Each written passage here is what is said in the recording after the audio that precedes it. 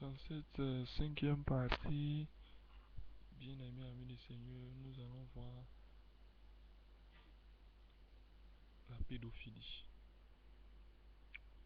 Nous allons prendre un fait marquant qui a marqué l'histoire. En 2013, c'est le 11 février,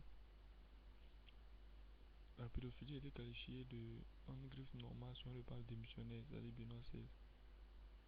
Le pape qualifie de normal la pornographie juvénile et suscite l'indignation des victimes. Ça, je suis en train de lire un extrait d'un journal du 21 décembre 2010. Les victimes d'abus sexuels commis par le clergé ont réagi avec colère à la nouvelle déclaration d'hier du pape Benoît XVI, selon laquelle la pédophilie n'était pas considérée comme un mal absolu, comme récemment des années 1970.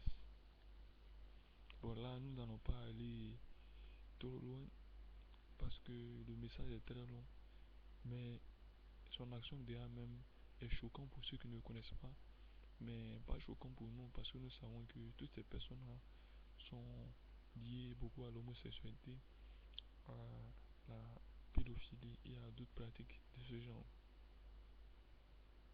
Beaucoup de personnes ont dit que être gay c'est normal, etc. Mais je vais parler tout de suite, je vais passer au cas des lesbiennes, des femmes qui ont des relations entre elles. Et je vais exposer un échange entre deux personnes et vous comprendrez mon choc. La pensée d'une femme, la première femme elle parle, la pensée d'une femme me plaît et m'attendrit, mais je ne sais pas pourquoi. Quand arrive le moment de sortir et rencontrer, je suis toute anxieuse et j'ai envie de pleurer. Je voudrais me cacher et je ne puis jamais sortir de ma cachette. Est-ce normal?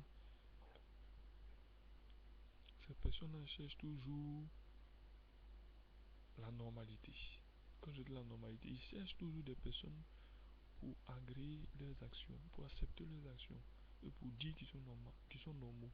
Parce qu'en réalité, en eux-mêmes, ils savent que c'est pas normal, mais ils veulent se mettre dans un canevas où on dit que c'est normal. Donc un groupe de personnes va répondre. Il arrive que des personnes qui se reconnaissent ou se savent d'orientation homosexuelle puissent éprouver de la difficulté à s'accepter en tant que gay, lesbienne ou bisexuelle. C'est ce que l'on nomme l'homophobie intériorisée.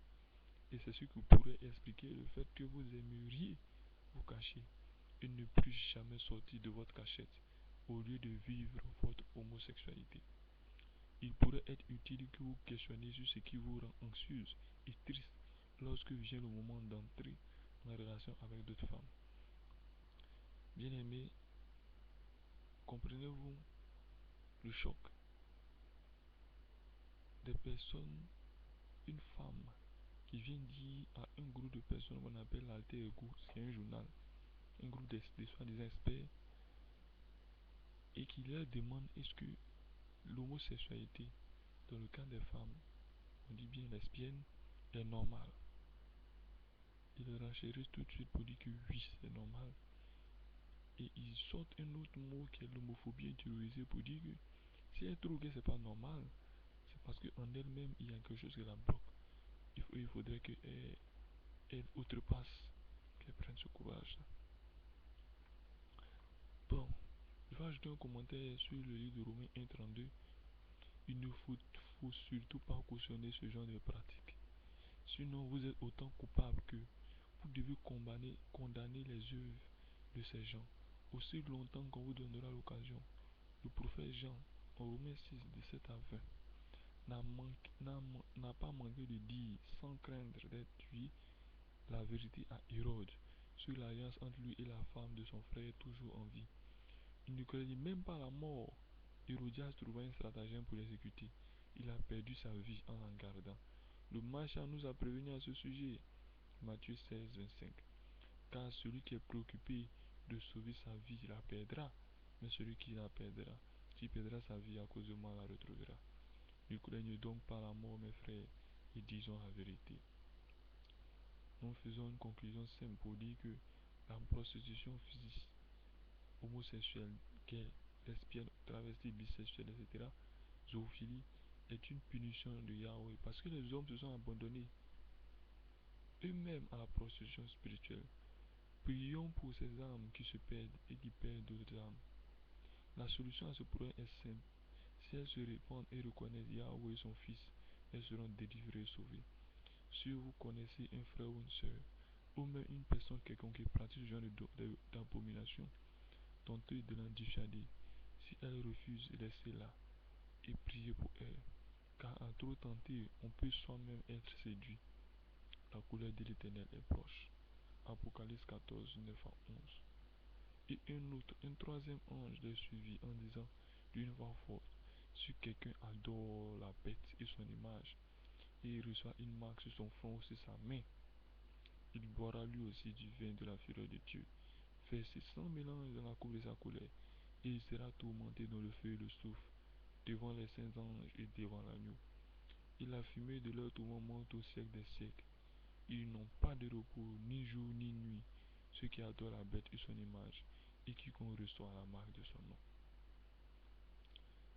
Donc, bien-aimés amis du Seigneur, vraiment, je vous exhorte sincèrement à vous repentir. Non seulement vous qui avez accepté ou qui avez agréé de tels actes, vous devez vous repentir, mais vous aussi, vous qui êtes dans ce genre de pratique, vous devez vous repentir, car c'est très dangereux. Vous êtes dans un piège. Repentez-vous. Je vais prier. Seigneur Yeshua, je te remercie pour tous ces frères et pour toutes ces soeurs qui écoutent ce message et qui ont la volonté de sortir de la Babylone, qui ont la volonté de sortir de ces liens-là. Donne-leur la force et le courage d'en sortir. Que ton nom soit béni et élevé au siècle des siècles. Amen. Bien-aimés amis du Seigneur, soyez bénis et nous sommes à la prochaine.